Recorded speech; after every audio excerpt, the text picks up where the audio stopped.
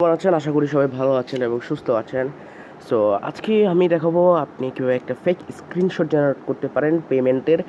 এটা আপনি বিকাশ এবং নগদ আপাতত অ্যাভেলেবল পাচ্ছেন। ওকে, সো এটা কীভাবে জেনারেট করবেন এই টুলসটা আমি দেখাই দিব এবং এটি অবশ্যই পেড। কত টাকা লাগবে আমি এটাও বলে দিব। ওকে, ভিডিও লাস্ট পর্যন্ত দেখবেন তাহলে বুঝে যাবেন। আর এটার দাম কিন্তু অনেক লো, এর থেকে লো আশা করি আমি কোনো অ্যাপই সেল করি না। ওকে, সো এইটা হচ্ছে অ্যাডমিন প্যানেল, এটা হচ্ছে নগদের অ্যাডমিন প্যানেল এবং এটা হচ্ছে বিকাশের অ্যাডমিন প্যানেল।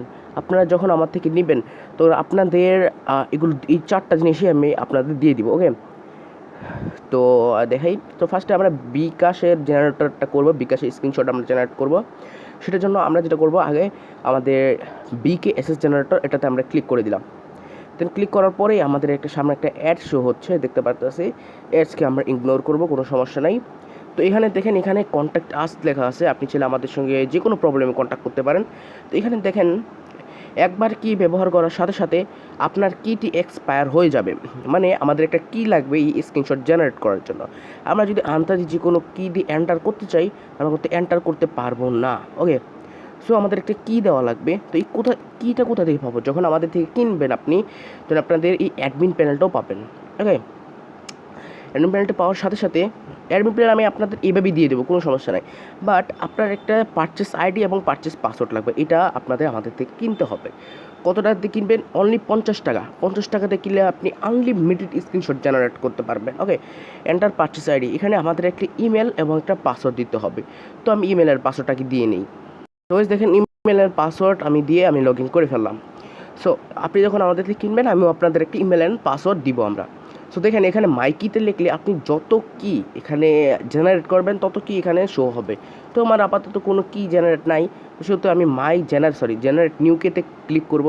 দেখেন কে সাকসেসফুল জেনারেট এবং মাইকেতে আবার ক্লিক করলে আমাদের একটা কে পেয়ে গেছি। এটা সিম্পলি আমরা এটার উপরে ক্লিক করলে এটা কপি হয়ে যাবে। কপি করার পরে আবার বিকাশে যাই, এখানে ইউজ সিক্রেট কেতে যে এই কেটা এন্টার করে দিব সিম্পলি। এই দেখেন কে ভেরিফাইড হয়ে গেছে। সো এখানে আমরা সিম্পলি বিকাশ জেনারেট করার জন্য আমাদের নাম্বারটা দিয়ে দিব, যেই নাম্বার থেকে আমরা টাকা পাঠাইছি ওই নাম্বারটা এখানে দিয়ে দিব এবং রেফারেন্স 1 2।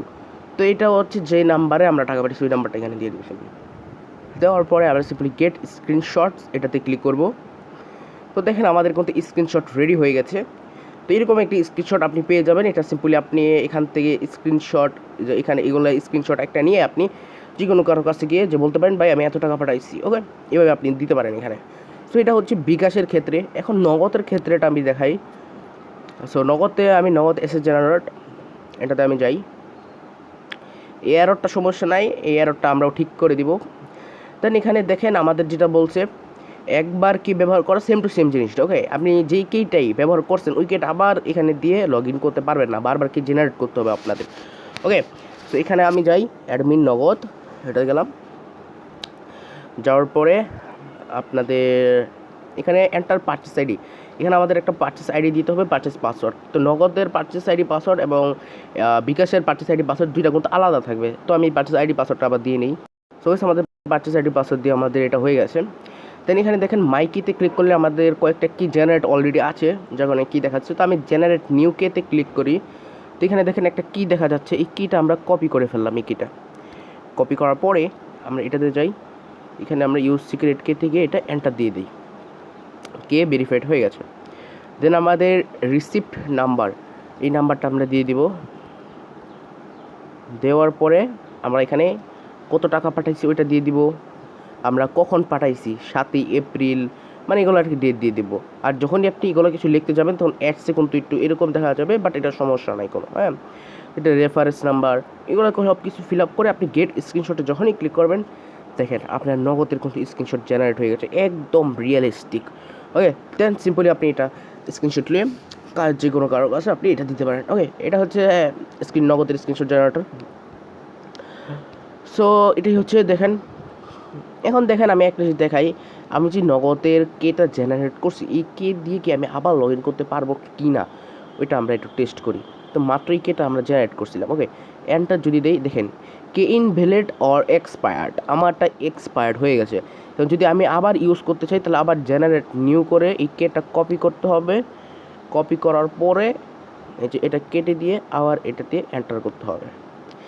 সো আমি একটা আপনাদের ট্রিক্স দেখাই, এই একটা কি বারবার ইউজ করবেন কীভাবে।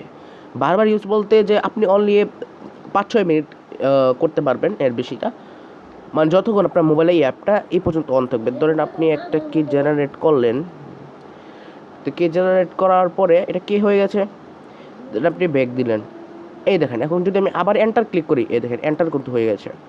সো এটা একটা বলে চলে অ্যাপসে ভাগস। এই ভাগসটাও আমরা সলভ করে দিব।